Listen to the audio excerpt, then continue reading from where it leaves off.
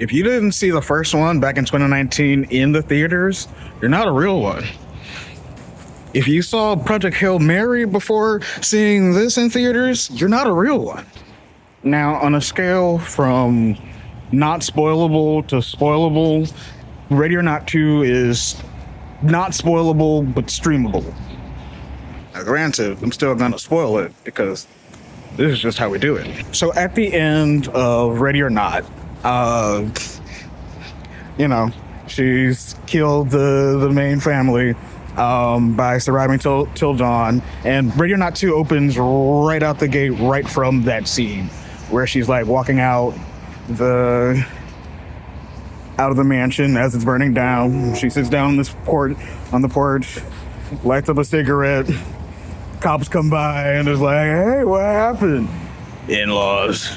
And like, obviously she's like exhausted from going through the trauma of the previous movie, so she just collapses, and then they take her to the hospital, and then she has to find out that technically it does in fact look like she did a mass murder.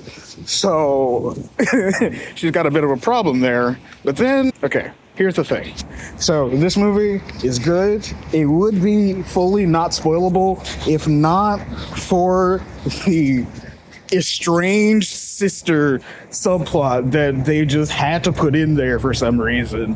All right, she's got a long lost sister that isn't really lost, we just didn't know about in the first movie, and she's coming in because she's the emergency contact, and they haven't talked for years, and they fight basically every 5 minutes. And meanwhile, there's a whole other set of rich people that's doing the same shit that the first family inside the first movie was doing. Because apparently there are 6 different families that were just like, "Hail Satan." Right? So for whatever reason, these other families get a chance at like bigger power because the family from the first movie failed. And so we've got a family from Spain. We've got a family from, I'm going to say, from Shanghai. That's where she was from. Oh, thank God. But yeah, Spain, Shanghai. This guy with this family that's like in London or whatever, and then of course the Danforths, these apparent, like the actual head besides Satan of the organization. And so they chase after her. One of them finds her in the hospital when they're not supposed to. They try to kill her, but since it's against the rules, Satan kills him, and I guess the rest of his family, as it pertains to the rules. Just gotta go with it, you know. It's also important to note that she still is like under investigation for the other murders. The cops don't know, and she's not gonna tell the cops, "Hey, it was Satan," because that would sound fucking crazy. But anyways, also Elijah Wood's in here as like a lawyer, but like a satanic lawyer, but I don't know. So Elijah Wood pops in. Smoke bombs our main gal and her sister, and then bing bang boom, they're at a different like mansion. And so Grace, the main character, has to basically do double or nothing, has to do hide and seek again. Like 2 days, maybe 3 days after going through the previous movie. Like the two hide and seeks happen in the same week, I'm pretty sure. Now, keep in mind, her sister is with her, and her sister is, pissed that she's also involved in this, but in a way that, like, again, this movie would be really, really, really good. It's still good. It's not as good as the first. It's never going to be as good as the first.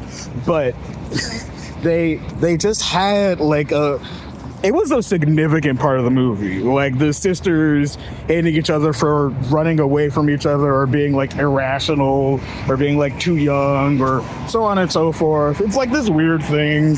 And then when they have their final like blow up, you find out it's because like the older sister went to college at 18 and the younger sister basically wanted her to like adopt, emancipate her type of situation. Which, sure, if your life's like that, that's necessary and good. But the way they were fighting each other was just ridiculous, bro. Like you are putting sister trauma into my good Christian Satan worshiping rich people movies. Like, and of course the rich people give their just desserts one at a time. There's this one actor who I don't know the name of that's been in a lot of like character stuff. He's the Spaniard, well, the Hispanic. He's Hispanic. Sorry. He lives in Spain, but I know the actor is like Hispanic, maybe not necessarily Spaniard. Anyways, so they're going through. She's fighting and surviving. There's a point she definitely could have just walked through the front gate. Because, you know, some of the rich people's, like, wives or whatever didn't really want to be involved in the Satanist shit. For real. And so the finale happens. They've kidnapped her sister to, like, lure her back in because, of course.